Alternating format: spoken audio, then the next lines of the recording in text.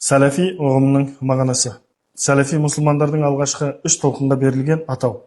Олар пайғамбарымыз саллаллаху алейхи уассалам, сахабалары, табиғиндер, сахабаларды көргендер мен табиғиндерді көргендер.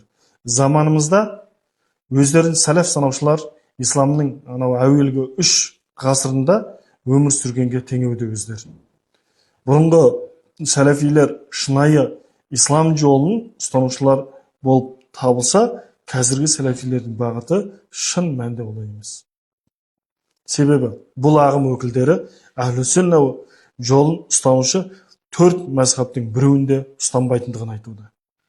Алайда әхлі сүнна жолын ұстанушы имам Абу Ханифа, имам Шафиғи, Малики, Хамбали мазхабтары екендігі тарихи шындық.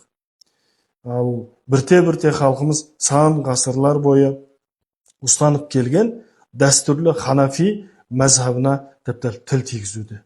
Ата бабамыздан келген салт дәстүр мен әдет ғұрыптарымызды мойындамау, оған құрметсіздік таныту, мәдени және тарихи ошақтарды зиярат етуді дінде жоқ деу, ата бабамыздың зияратын қирату сияқты жайттар көрініс бере бастады.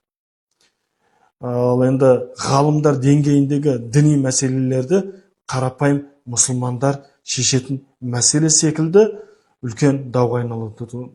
Олардың кейбір топтары тіпті намаз оқымаған жағдайда мейлі ата-ана болсын, мейлі ағайын туысы, жақын жанашыр туыстары болсын, мұсылман емес деп қарым-қатынасты үзуде.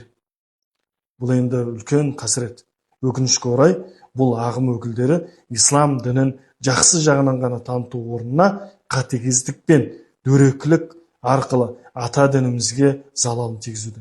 Қазіргі қоғамдағы көптеген адамдар біздің сыртымыздан: намазхандар, сендер дін туралы айтпай қойыңдар, сендердің дінді жеткізіп жатқандарыңды біз көріп отырмыз деп жаңағы теріс пікірді қалыптасып жатқан халық өте көп.